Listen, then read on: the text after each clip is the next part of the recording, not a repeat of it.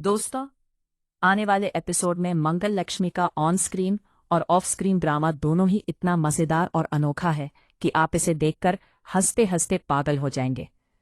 इस एपिसोड की शुरुआत होती है उस मजेदार बातचीत से जिसमें लक्ष्मी और उसके सहकर्मी अपने फेवरेट शोज और किरदारों की बातें कर रहे होते हैं। लक्ष्मी अपने फेवरेट शो दुल्हन का के रैंप वॉक और उसमें मुख्य किरदार की एक्टिंग के बारे में बात करती है। वो कहती है कि कैसे वो खुद को मुख्य किरदार की तरह महसूस करती थी और कैसे वो भेष बदलकर अपने डर और साहस की परीक्षा देती थी। लक्ष्मी की बातों में ये स्पष्ट होता है कि वो सिर्फ अभिनय नहीं करती, बल्कि हर सीन में अपने अनुभव और भावनाओं को पूरी तरह से जिया करती है। उसके शब्दों में एक तरह का आत्मविश्वास और नाटकीयता है कि देखने वाले खुद को कहानी का हिस्सा महसूस करने लगते हैं। इसके बाद बातचीत थोड़ी ह्यूमर और हल्की फुल्की नोकझोंक की तरफ बढ़ती है।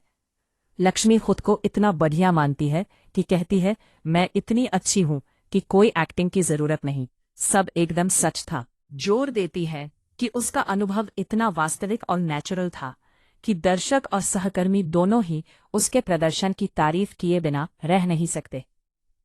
इसी बीच वो रिकॉर्डिंग के बारे में भी बात करती है, जिसे वो अपने परिवार और फैंस के साथ साझा करना चाहती हैं, ताकि उन्हें गर्व महसूस हो। लक्ष्मी का आत्मविश्वास इतना बुलंद है कि वो मानती है कि उसने हर सीन में इतना प्रभाव छोड़ा कि कोई भी उसकी प्रतिभा से इनकार नहीं कर सकता। फिर कहानी का टोन थोड़ा हल्का फुल्का ड्रामा और मजाकिया झगड़े की ओर जाता है। लक्ष्मी अपने सहकर्मियों की हर प्रतिक्रिया पर हंसती है और कहती है कि देखो, तुम्हें लग रहा है कि मैं किसी को डराने वाली हूं, लेकिन सच में तुम्हारे चेहरे पहले से ही इस पूरे खेल में बर्बाद लग रहे हैं। वो मजाक में कहती है कि उसके नाम से ज्यादा स्मार्ट बनने की कोशिश मत करो, क्योंकि उसने पहले ही सभी को हिला दिया है। इस बातचीत में दर्शकों को लक्ष्मी की डायनामिक पर्सनैलिटी और उसकी कॉमिक टाइमिंग का भी मजा आता है। जैसे ही चर्चा आगे बढ़ती है, लक्ष्मी कहती है कि अब यह मीटिंग काफी हो गई है और वो जा रही है। कोशिश करते हैं, उसे समझाते हैं कि कल इस बारे में बात करेंगे और ये ब्रेक लेने का समय है। लेकिन लक्ष्मी अपनी मजाकिया, थोड़ी सख्त और आत्मविश्वासी शैली में बस इतनी ही कहती है कि कोई भी उससे जरा भी टकराने की कोशिश न करे।